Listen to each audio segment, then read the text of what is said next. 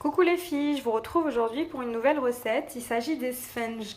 Donc les sfenj sont des beignets arabes qu'on trouve donc dans les pays du Maghreb.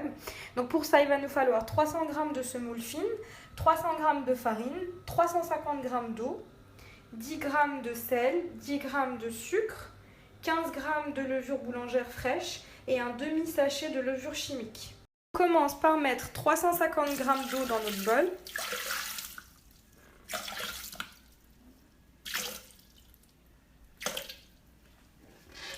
Avec nos 10 g de sucre et nos 15 g de levure boulangère fraîche.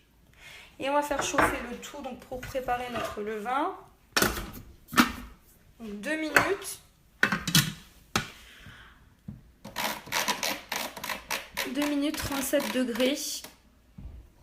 Vitesse 2.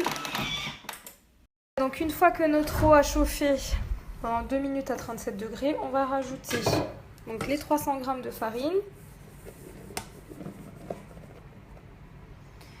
et nos 300 g de semoule.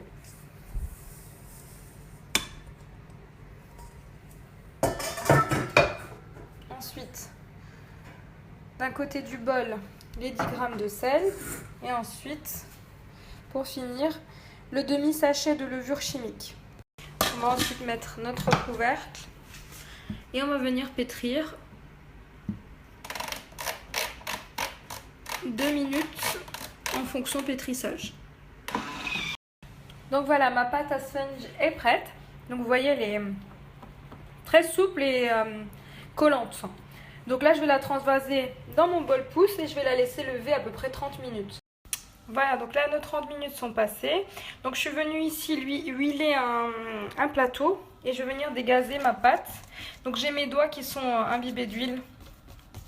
Je dégaze ma pâte et je vais former des boules d'à peu près 70 à 80 g, donc selon la taille que vous voulez donner à vos sfenj.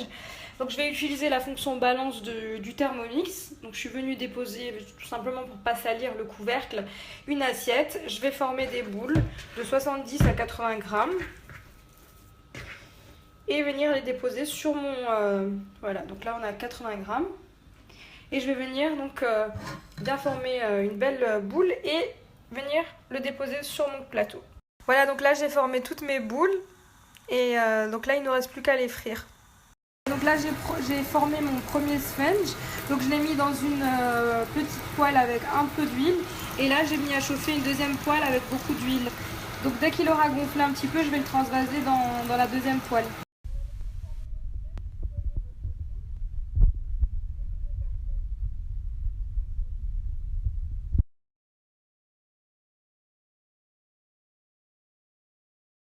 Voilà, donc vous voyez, celui-ci, vous le laissez quelques secondes et ensuite on le transvase dans la grande poêle.